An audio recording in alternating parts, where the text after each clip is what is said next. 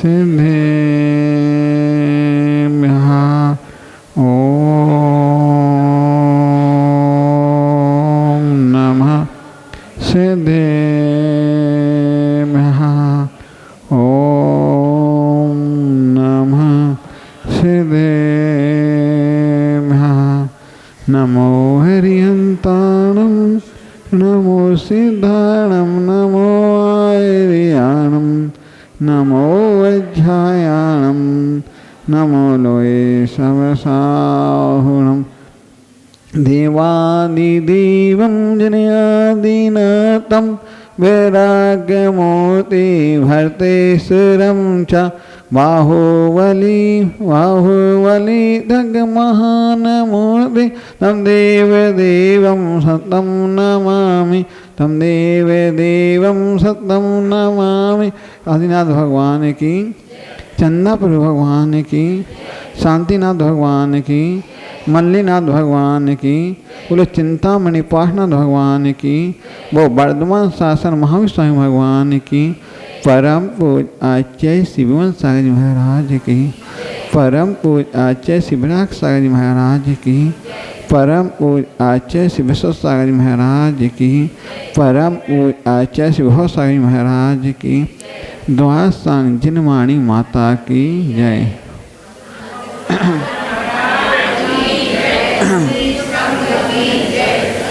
भव्य बंधु, हम सब लोग सोचते हैं कि संसार में जितने भी प्राणी हैं कोई भी दुखी ना हो, सुखी हो, सुखी सभी प्राणी हो। आचार्य भगवान बतलाते थे हमारे अंदर ऐसी भावना हो कि कोई इस संसार में हमको दुखी दिखे भी नहीं, चाहे संगीजीव एक इंद्री हो वो भी, चाहे दो इंद्री पंच इंद्री तक जीव सभी अच्छे हमारे अंदर सुखी सुखी दिखें। सुखी रही सब जीव में कोई कभी न घबरावे, मेरे पाप छुना न छोड़ने तनए मंगल गावे।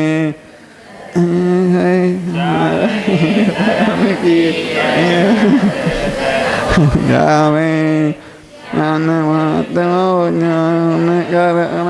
मनुष्य जाम फल पावे।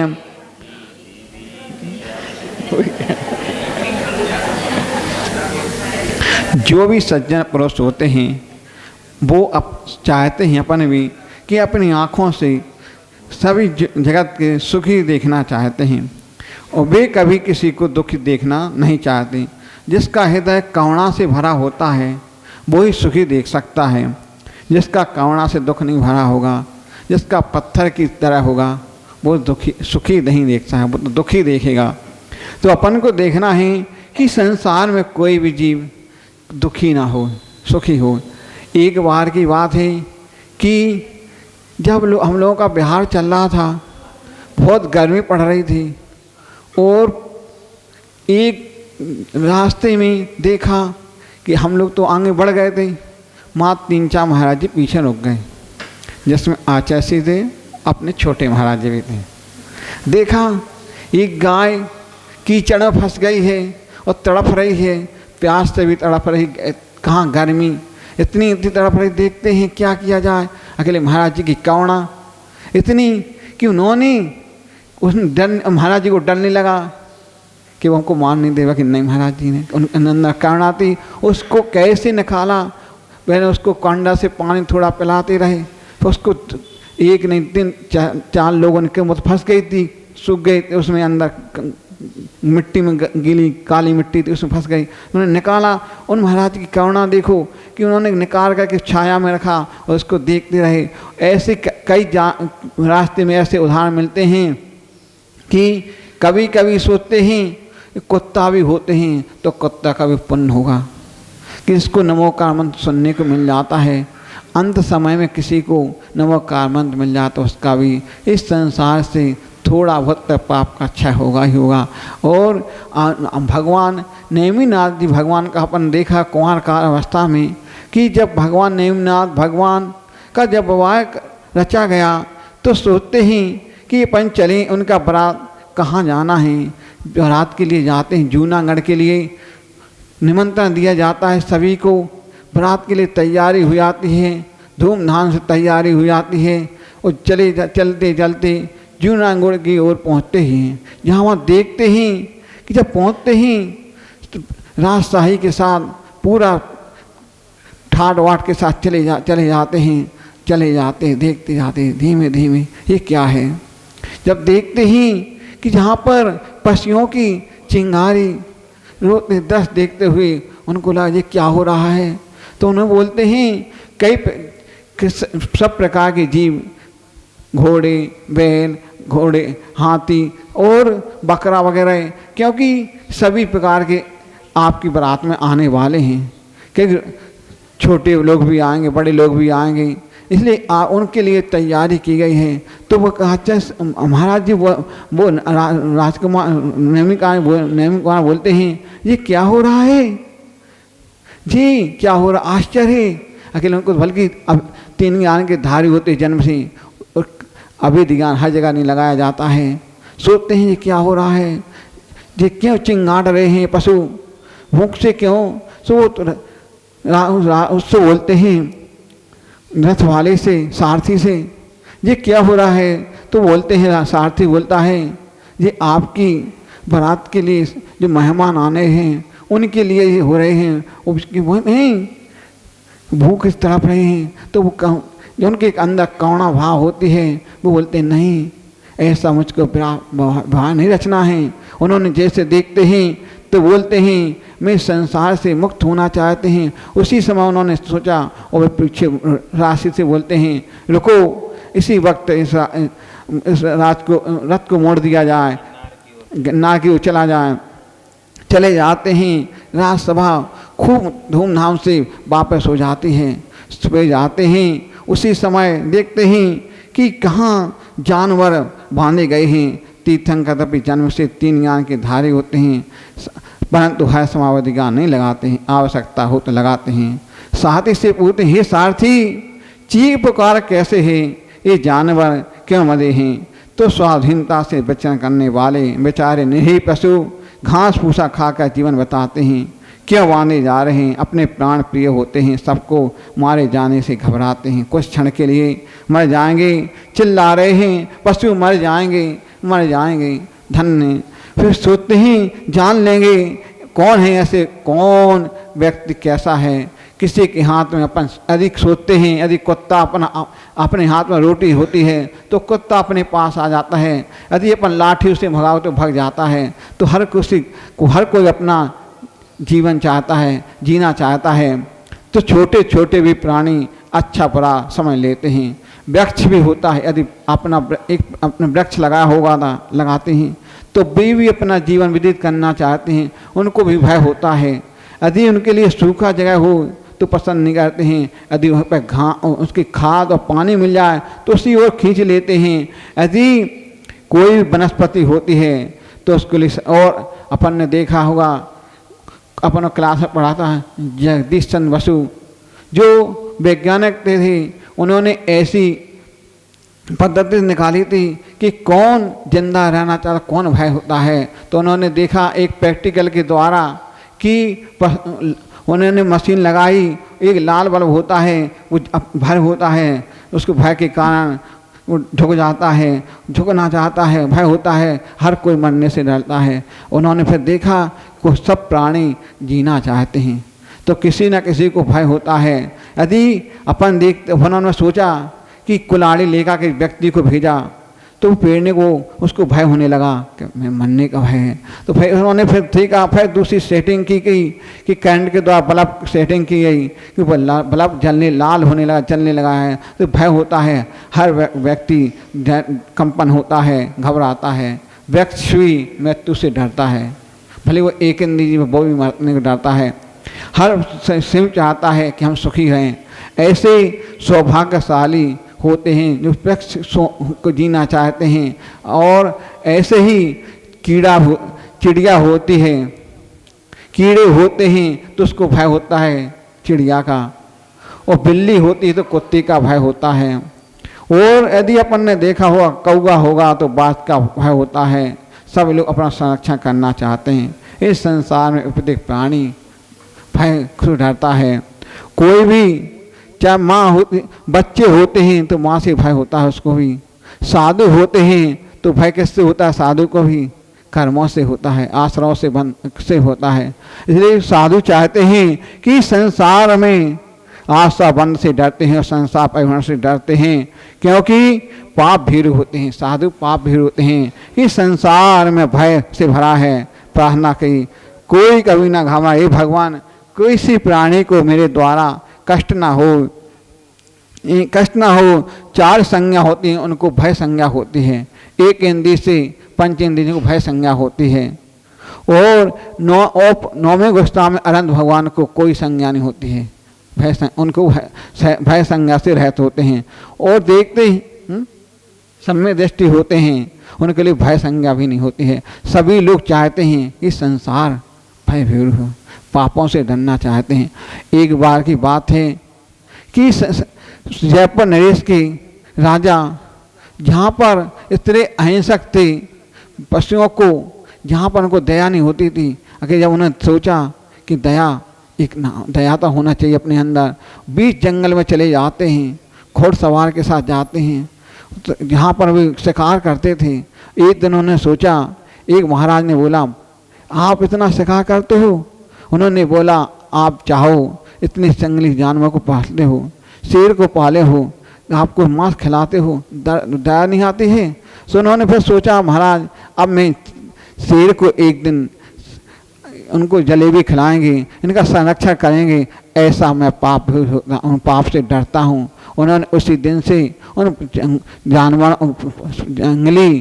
जानवर शेर को भी उन्होंने मछली की वो मांस की जगह उन्होंने वो जलेबी खिलाई, वो भी शाकाहार बन गया है। तो संसार के सभी जीव इस संसार से भय से डरना चाहते हैं, पाप से डरता है। तो अपन भी पापों से डरेंगे तो मुक्ति मिलेगी। इसी भावना के साथ बोलो महावीर स्वामी की मान की जय।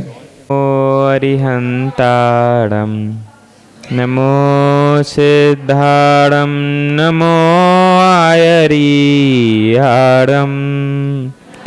नमो अच्छायाड़म नमो लोए सौसाहुरम।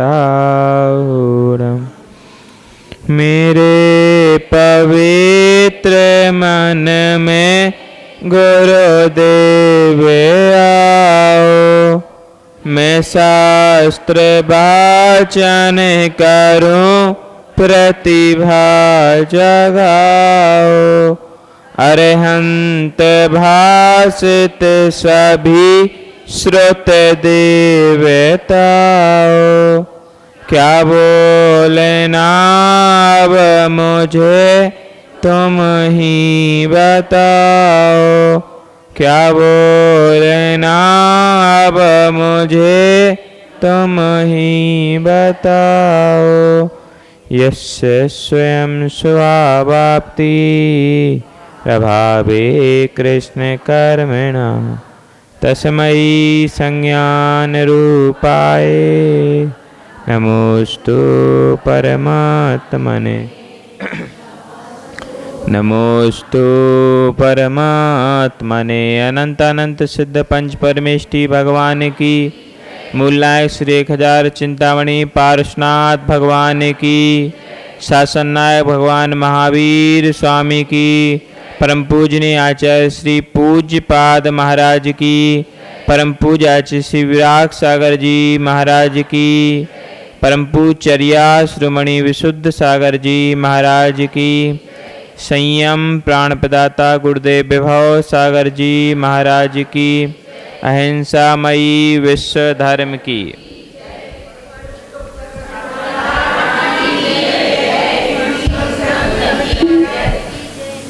चतुर्मास संपन्न होने की कगार पर चल रहा है। धीरे धीरे कोपर गांव के वृद्ध लोग, जवान नहीं, वृद्ध लोग अपनी अपनी प्रतिभाओं का परिचय दे रहे हैं। इससे यह सिद्ध हो जाता कि चतुर्मास अच्छा चल रहा है। देखो, जवान तो सहभागिता ले लेते, कोई बड़ी बात नहीं, लेकिन यदि वृद्ध भी आगे आ रहे हैं तो हम दोनों में कुछ तो विशेषता है। पूज्यपाद भगवान हमें उद्बोधन देते हुए बतलाते हैं कि देखो, कर्म कर्म हितावंदी, जीवो जीव हितस्पृहा, सौ सौ प्रभाव भूवस्ते, स्वार्थम को बाना बांच। कर्म अपना हित चाहता है, जीव अपना हित चाहता है। कर्म कर्म का हित करता है, जीव जीव का हित करता है। यह संसार की रीति है। जो जिसको मिल जाता है वह उसमें राग करता है। उस राग की स्थिति क्या है? यदि किसी व्यक्ति को चिल्लर में 9 रुपए मिल जाएं तो वो 1 रुपए को ढूंढेगा। क्यों? क्योंकि जिसके भी गिरे होंगे 10 गिरे होंगे, क्योंकि 9 तो। ऐसी हमारी स्थिति होती है कि यदि हमें थोड़ा मिल जाए तो हम अधिक के लिए दौड़ते हैं, भागते हैं और मेहनत करते हैं। कर्म कर्म हितावंदी, जीवो जीव हितस्पृहा, यह हमारी स्थिति है। एक पंडित जी ने और एक जो झाड़ू लगाते उसे क्या बोलते? हाँ, सफाई कर्मचारी ने, दोनों ने अपनी एक चादर धोबी के घर धुलने को दी। चादर धुल गई। हुआ यूं कि गलती से सफाई वाले की चादर पंडित के यहाँ, पंडित की चादर सफाई वाले की। देखो, गलतियां मनुष्य से ही होती हैं।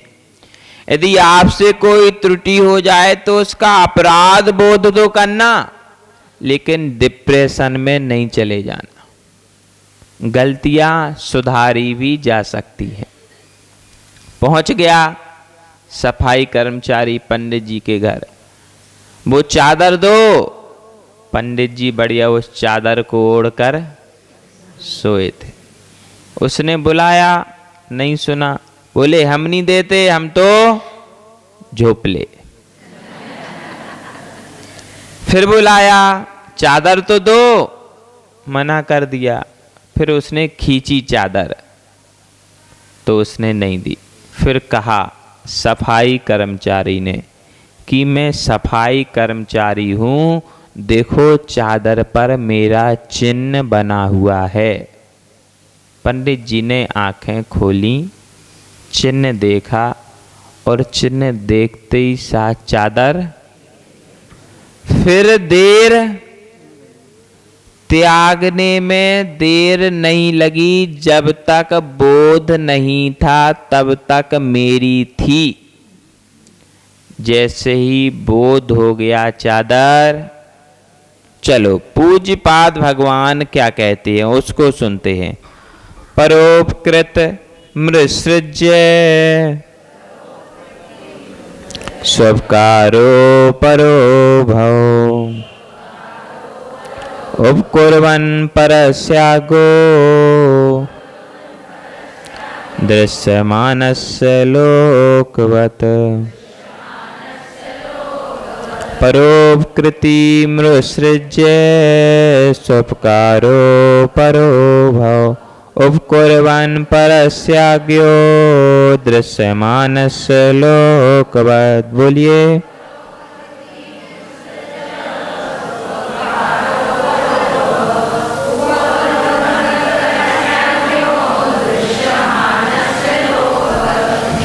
परोपकृति मुसृज्य। परोपकार करना चाहिए। करना चाहिए कि नहीं? स्वपकारो परोभव। अपने उपकार को त्याग करके करना चाहिए? बोलो, परोपकार करना चाहिए, किंतु अपने उपकार को त्याग के परोपकार करना चाहिए क्या? नहीं, पहले स्वार्थ। जितने भी तीर्थंकर आदि हुए, जितने केवली, अंताकृत केवली, मुंड केवली, मूक केवली, जितने उपसर्ग केवली हुए, सबने पहले उपकार किया। किसका किया? बोलो, स्वार्थ। पहले अपना उपकार किया, बाद में पर का उपकार किया। पूज्य गुरुदेव कहते परोपकार तो करना, लेकिन पहले अपना उपकार कर लेना। ऐसा नहीं कि अपनी सामायिक को छोड़ करके प्रवचन करने लगना, अपने प्रतिक्रमण को छोड़ करके उपदेश देने लगना। पहले अपना उपकार, यदि अपना उपकार हो गया, फिर समय बचा तो परोपकार में देना चाहिए। परोपकृति मुसृज्य स्वपकारो परोभाव। उपकार तो करना चाहिए, किंतु कैसे और किसका? ऐसे प्रश्न कभी आपके मन में नहीं आते? आते हैं, फिर पूछते क्यों नहीं? हम ही को प्रश्न पूछना पड़ता, हम ही को उत्तर देना। अरे जब मन में प्रश्न आते तो पूछ लिया करो। यहाँ कोई सजा थोड़ी मिलेगी, आपने ऐसा प्रश्न क्यों पूछा, खड़े रहो 1 घंटे, ऐसा कोई प्रावधान नहीं है। समझना, परोपकार करने से पहले स्व उपकार, स्व यानी अपना उपकार करना चाहिए। देखो, पड़ोसी को भोजन देने से पहले अपना पेट, नहीं तो जो 2 रोटी अपने पास थी वो पेट भूखा रह करके यदि पड़ोसी को रोटी खिला दी जाएगी तो स्व उपकार, फिर भूख की वेदना कैसे सहोगे? सहनी तो पड़ेगी। अब उसमें क्या होगा? संक्लेश परिणाम होंगे। संक्लेश परिणाम मतलब अशुभ आश्रव, अशुभ आश्रव मतलब संसार बंध का कारण। इतनी सारी व्यवस्थाओं को ना प्राप्त करना पड़े, इसीलिए आचार्यों ने कहा स्व उपकार परोभाव। पहले अपना उपकार करना चाहिए। वो चादर को त्यागने में देर क्यों नहीं लगी? बोलो, क्यों नहीं लगी? क्योंकि उसको बोध हो गया कि यह चादर मेरी, बस इतना ही कह रहे कि ये शरीर मेरा। लाइफ बॉय सुबह 5 बजे से घिसना, समझो, जब तक यह भ्रांति है कि यह शरीर मेरा है, तब तक आपको इस शरीर का संरक्षण करोगे। शरीर धर्म का साधन है, तो क्या शरीर की ही सेवा करें? आचार्यों ने कहा शरीर धर्म का साधन है, तो सिर्फ शरीर की ही सेवा। कब तक? जब तक यह शरीर धर्म के साधनों में निरत है, तब तक शरीर की सेवा, और उतनी ही सेवा जितने से धर्म का साधन कर सकें, या यूं कि शरीर की सेवा पूरी, धर्म का कोई काम। समझना हमारी स्थिति कैसी है। उपकुर्वन् परस्याज्ञो, अज्ञ हो कि विज्ञ हो? बोलो। अज्ञानी समझदार, अज्ञानी मूर्ख, विज्ञानी समझदार। कौन हो आप लोग? समझदार हो ना? बोलो। देखो, अपने लिए कभी हीन मत कहना। जब भी कहो महान कहो। जब छोटे थे ना तो स्कूल ऐसे ही बोलते। स्कूल में सिखाया जाता था, विद्यालय में सिखाया जाता था कि आगे वाली टेबल पर बैठना चाहिए। आप लोगों को सिखाया क्या? सिखाया ना कि आगे वाली टेबल पर बैठना चाहिए, अग्रिम पंक्ति में बोलना चाहिए, और मास्टर कोई भी प्रश्न पूछे पहले उत्तर, भले ही आपका उत्तर गलत हो, लेकिन उत्तर तो। और कैसा देना चाहिए? अच्छा उत्तर की? बोलो। अच्छा कि बुरा?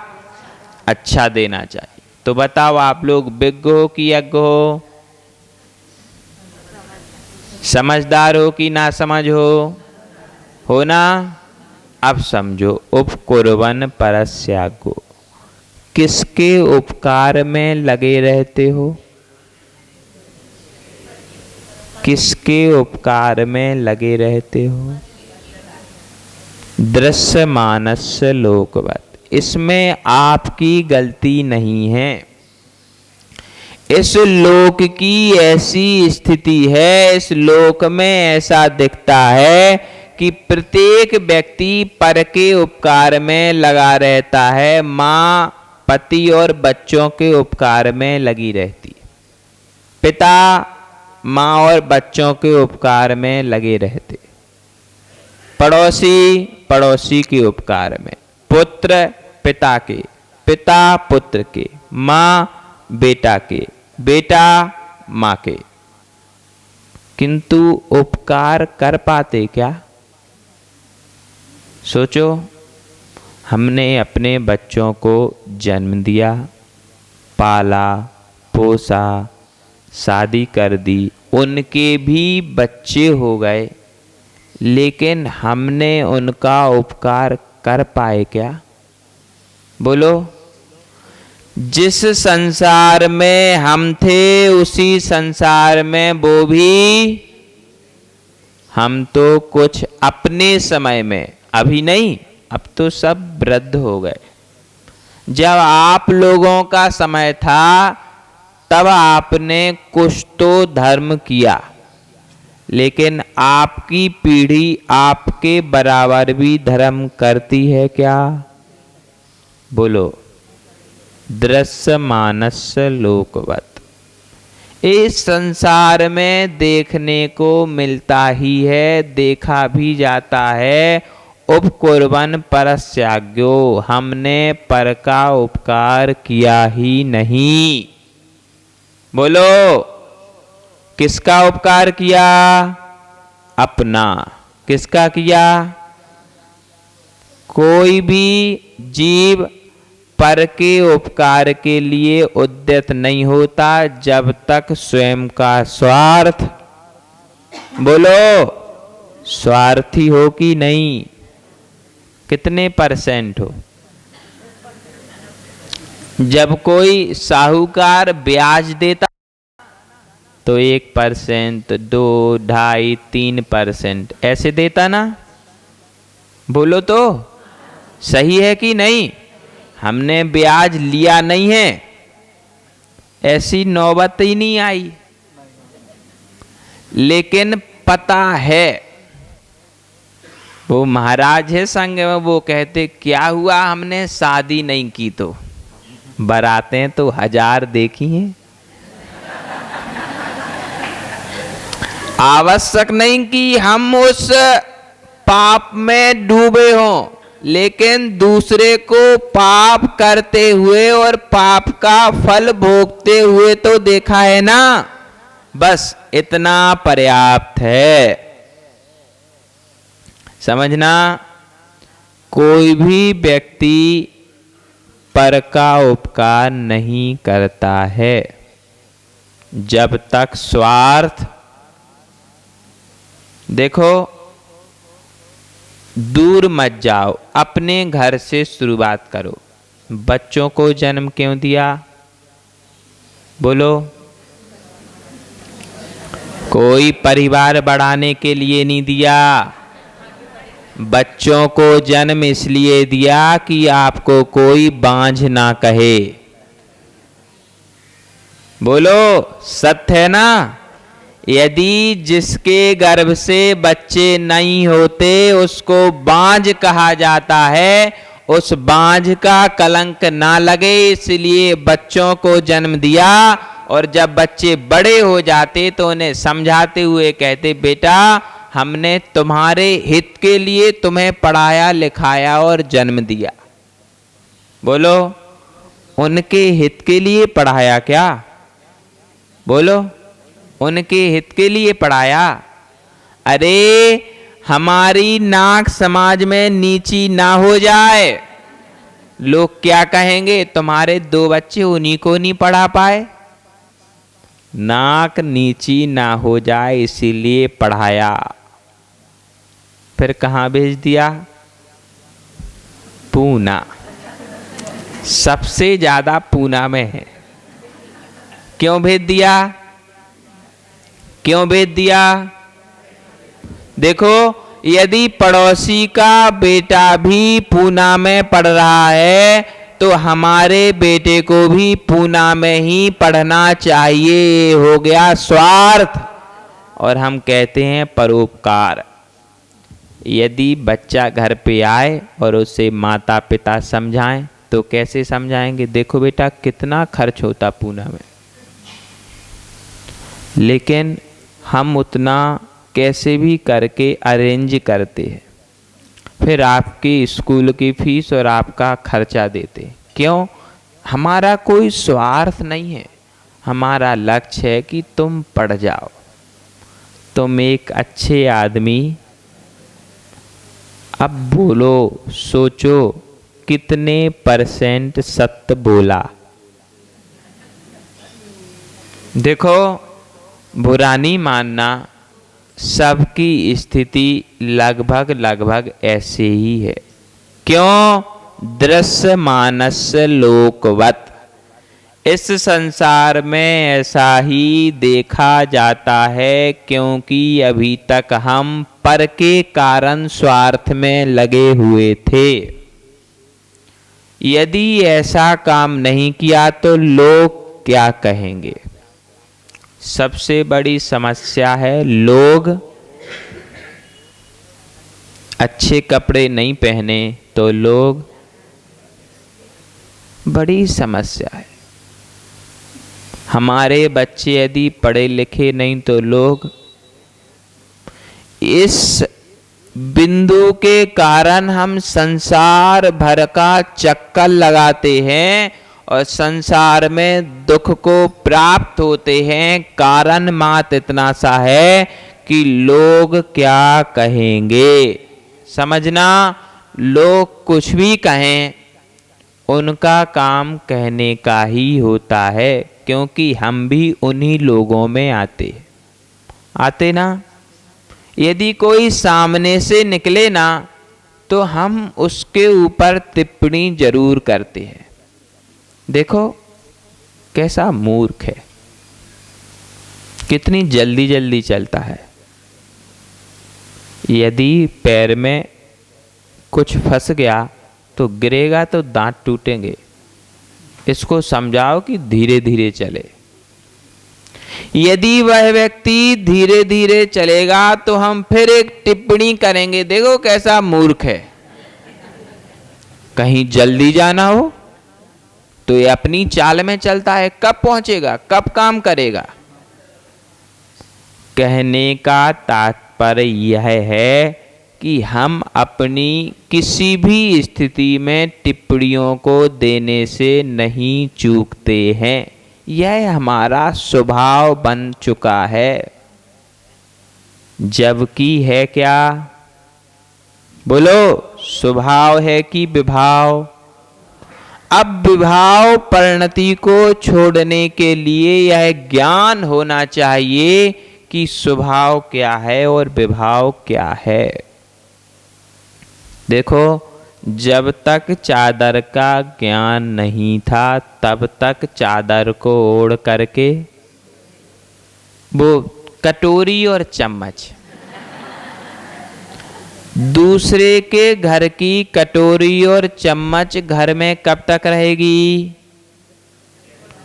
जब तक हमें उसकी पहचान, जैसे ही उस कटोरी की पहचान हो गई कि ये पड़ोसी की है, फिर उसको बरतना बंद, उसको साइड में साफ करके रख देते ना।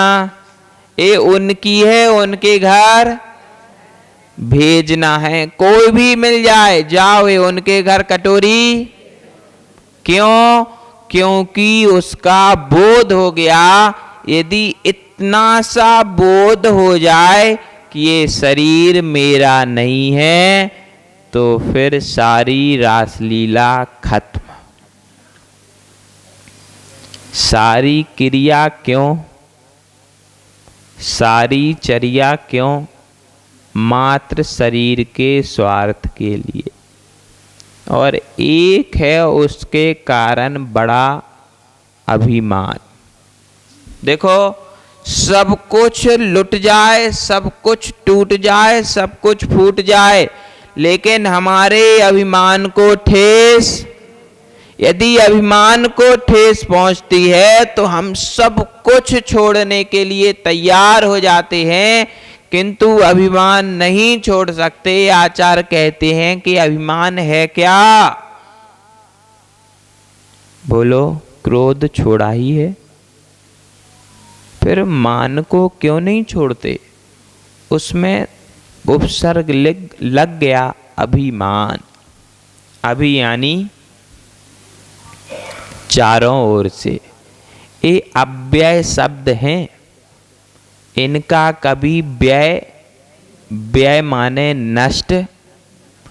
जब भी मान के साथ अभिमान लगाओगे तो उसका नष्ट अव्यय है ना। अव्यय शब्दों का नाश, जैसे थे वैसे हैं वैसे ही। इसीलिए अव्ययों को आचार्यों ने ग्रंथों में लिखा अभिता, परतः, दूरतः, समीपः। क्यों लिखा? क्योंकि इनका अर्थ हमेशा एक जैसा रहेगा और उन अर्थों को छोड़ करके हमने अभिमान बना लिया। अभि यानी चारों ओर, चारों ओर से अभिमान। किसी भी ओर से अभिमान की खंडना नहीं होना चाहिए। ये अभिमान क्या हमारा कल्याण करने में समर्थ है? देखो, क्रोध आता तो दिख जाता, आंखें लाल, शरीर की रंगत अलग, वचन अलग, दांतों में अलग मिसमिसाहट, हाथ पांव में कंपन दिख जाता। लेकिन मान जब आता है तो व्यक्ति गर्दन तो नीचे करता है और सीना फूल जाता। उसका कारण है कि मान कसाए भीतर में। बस यदि मान का विसर्जन हो जाए या सिर्फ मान रहे, अभिमान ना हो, स्वाभिमान तो होना चाहिए। स्वाभिमान समझते ना? सम्मान। ऐसा नहीं कि कोई भी अपमान कर दे। हम बड़े स्वाभिमान से जीते हैं। ये महावीर की मुद्रा है। इसका किसी भी प्रकार से अपमान, अब हम समझ लेते कहाँ पे अपमान हो सकता है। उस स्थान पर नहीं जाना, उस स्थान पे नहीं बोलना। यदि स्वाभिमान पर आँच आती है तो सावधान, लेकिन स्वाभिमान को बदल करके अभिमान में नहीं डूब जाना। देखो कसाय कोई भी हो कष्ट ही देती है। कसायों की ऐसी अचिंत महिमा है कि वह आती तो है लेकिन अपने साथ में भाई बंधुओं को भी राग, द्वेष, कसाय, मत्सर भाव, निंदा के भाव, इन सब के आते ही संसार में बंधना प्रारंभ हो जाता है। परोपकृति मुत्सृज्य स्वपकारो परो भव उपकुर्वन् परस्याज्ञो दृश्यमानस्य लोक। यद्यपि यही स्थिति हमें लोक में दिखती है किंतु लोक में जो दिखता है उसके हिसाब से नहीं चलना है। क्यों? दो रास्ते आपके सामने हों, एक बढ़िया चमचमाटा चिकना रोड हो और एक रोड पर पत्थर हो, कौन से रोड पर चलोगे? बोलो, कौन से रोड पे चलोगे? चिकने रोड पर सब चलेंगे, चलना भी चाहते हैं, किंतु यह बताओ कि जिस रोड से चलने पर लक्ष्य की प्राप्ति होगी उस रोड पर चलना चाहिए कि चिकना देख करके वहां चलना चाहिए? लक्ष्य देखोगे ना, लक्ष्य की प्राप्ति चाहिए ना। अब लक्ष्य की प्राप्ति भले ही पत्थरों पर से चलने के बाद मिलेगी तो हम पत्थरों पर भी चलना पसंद। अब बस समझ लो, मोक्ष का लक्ष्य पत्थरों का रास्ता है। लोग कहते देखो महाराज वृत्ति बनेंगे, वो घूम फिर के आएंगे तो वहीं, बिल्कुल परेशान नहीं होना। जब जब आप हमें माइप दोगे तब तक हम घूम फिर के अपनी जगह पर इस स्वभाव में बैठ चुका है। देखो महाराज बहुत कष्ट होते हैं, बहुत समस्याएं होती है, बहुत कष्ट झेलना पड़ते हैं, किंतु यह भी तो बतलाओ कि इन कष्टों को झेलने के बाद लक्ष्य क्या मिलेगा? लक्ष्य तो मोक्ष मार्ग का यही है। देखो जितने भी आपके पूर्वज गए हैं उन्हें कोई याद करता क्या? चलो कालाजी दादाजी का नाम बताओ। इतनी देर लगी, उनके दादाजी का बताओ, उनके दादाजी का। बस यह हमारा स्वभाव बन चुका है कि हम अपनी 2-3 पीढ़ियों का नाम बताने में भी समय लगता है, किंतु हजारों पीढ़ियों पहले पार्श्वनाथ हो गए, उनको बोलने में देर।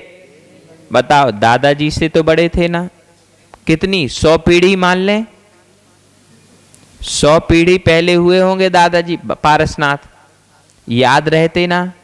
बस एक काम ऐसा कर दो, मात्र एक काम, कि आपका नाम हमेशा के लिए अमर हो जाए।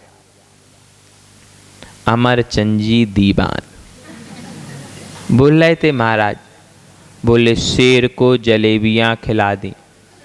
कैसे खिला दी?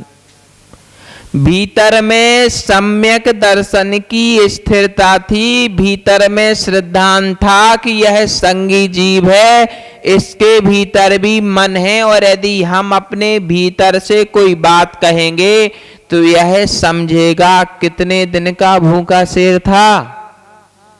बोलो, 3 दिन का भूखा शेर, पिंजरा खाली। उस पिंजरे में अमरचंद जी को भेज दिया गया, जाओ और अपनी जलेबियां भी। उन्होंने निवेदन क्या किया? शेर का भोजन क्या है? उस भोजन को भी शेर ने छोड़ करके उन जलेबियों को खाया। इससे सिद्ध हो जाता है कि जिसके भीतर अहिंसा रहती है वह अहिंसा का प्रचार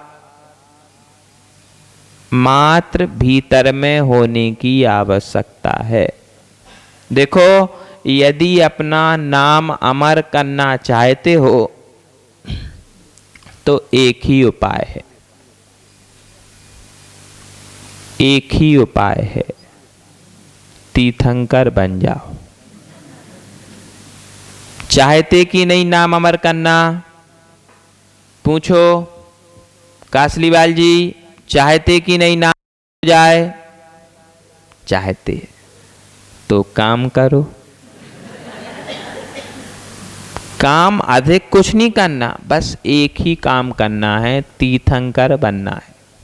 चलो कोई बात नहीं, तीर्थंकर नहीं भी बनो, क्योंकि तीर्थंकर प्रकृति ज़्यादा लोगों को नहीं मिलेगी, तो फिर भगवान बन जाओ। भगवान तो ज़्यादा लोग बन सकते ना, एक ना एक दिन सबको भगवान बनना है। लेकिन तब बनने के बाद क्या फायदा जब हमारा कोई नाम लेने वाला ही ना रहे। हम विचार करते ना, कब तक?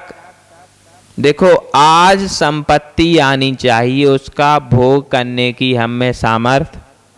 जब हम बूढ़े हो गए तब यदि पैसा आ जाए तो उसका उपयोग हम कैसे करेंगे, उसकी कार्यशैली को कैसे समझेंगे? हम चाहते हैं कि हमारे समय में हम सारी सुख सुविधाओं का भोग उसके लिए उद्यम भी करते हैं, दृश्य मानस्य लोकवत। किंतु इस लोक में देखा यह जाता है कि लोग उद्यम तो करते हैं, लेकिन उसका फल जब चाहिए तब नहीं मिलता। मिलता क्या? क्यों? उसका कारण यह है कि धर्म से ध्यान नहीं करते हैं। धर्म ध्यान करोगे तो उसका फल समय पर मिलेगा। हमारा मन आर्त और रौद्र ध्यान में ही उद्यत, हम कहीं ना कहीं से किसी ना किसी माध्यम से आर्त और रौद्र ध्यान में पहुंच ही जाते हैं, भले ही किसी दिन दुकान ज्यादा चले। हो जाता, अभी सीजन आएगा, अभी एक निकल गया, अब दूसरा आएगा। सीजन आएगा, दुकान अच्छी चलेगी, घर पे आकर के श्रीमती को बताएंगे, आज दुकान हो गया परिग्रह नंदी। बोलो, अरे उसके लिए तो दुकान पर बैठे ही थे कि संपत्ति आए, उसमें क्या आनंद मनाना? छोटी सी बात है, दुकान अच्छी चली, उसमें भी यदि प्रसन्न हो गए, खुशी हो गई, तो हो गया परिग्रह नंदी। समझना, हमारे कदम कदम पर कैसे कैसे कर्मों का बंध हो रहा है। बस यही कारण है कि योगी भोजन करते करते भी कर्मों की निर्जरा करता है, भोगी भजन करते करते भी कर्मों को ही बांधता है। बस अधिक कारण कुछ भी नहीं। समझना, संसार में जो सहजता से देखने में आता है और सभी संसारी प्राणी जो करते हैं, यदि हम भी वही करेंगे तो उनमें और हम में अंतर, कुछ तो विशेष करना होगा। देखो, सबके बच्चे यदि इंजीनियर बन जाएं तो कोई इंजीनियर की विशेष सम्मान, देखो सबके घर में, इनके घर इनके घर इनके घर, कोई उसका सम्मान, यदि किसी का बेटा जज बन के आए, बोलो जज बन के आए, तो उसका विशेष सम्मान।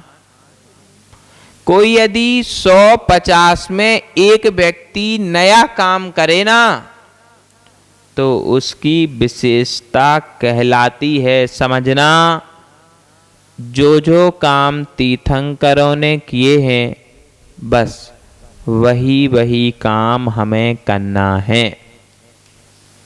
जो जो काम अभी तक हम संसार के देखते हुए संसार में कर रहे, बस दृष्टि मोड़ दो। अधिक क्या करना, दृष्टि मोड़ दो। संसार की ओर से दृष्टि मोक्ष मार्ग की ओर लगा दो। भले ही अभी मोक्ष मार्ग में चलना प्रारंभ मुक्त तो कर लो, जब भी चलोगे तब एक कदम प्लस हो जाएगा, और एक कदम प्लस होने पर कुछ तो लाभ होगा। यदि एक कर्म का निषेक भी झड़ गया असाता का, तो अब असाता के कर्मों के निषेक कम बचे ना। बस करना क्या है, कर्मों के निषेकों को झड़ाना ही तो है।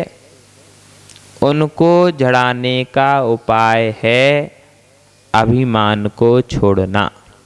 जो सब करते हैं वह नहीं करना, जो प्रभु ने किया वही करना है। लो आपका समय। समझना, इन सारी बातों को बार बार इसीलिए कहा जाता कि सिर्फ एक बार यदि ज्ञान में बैठ गया, फिर भले ही आप लोग संसार में लगे रहना, लेकिन जब भी ध्यान में आएगा तब यह बात ध्यान में आएगी। नरकों में जब वेदना होती है तो वेदना में याद आता है कि गुरु ने क्या कहा था। उनके वचनों पर नरकों में श्रद्धा होती है वेदना के कारण, और उस वेदनानुभव से भी सम्यक की उपलब्धि। फिर हम तो सब मनुष्य हैं, हमें वेदना की आवश्यकता नहीं, हमें तो मात्र वेदन की आवश्यकता है। जितना जितना वेदन करोगे उतना उतना सम्यक निर्मल होगा। सम्यक दर्शन की निर्मलता, बस और कुछ नहीं चाहिए। सम्यक की निर्मलता हो गई तो संसार बारिधि रहम चुलकुप, उसमें भी फिर चारित्र चाहिए। तो यदि निर्मलता है तो चारित्र भी निर्मल ही मिलेगा।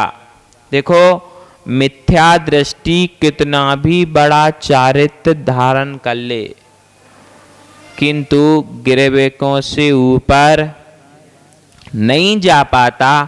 उसका कारण है कि सम्यक दर्शन नहीं है।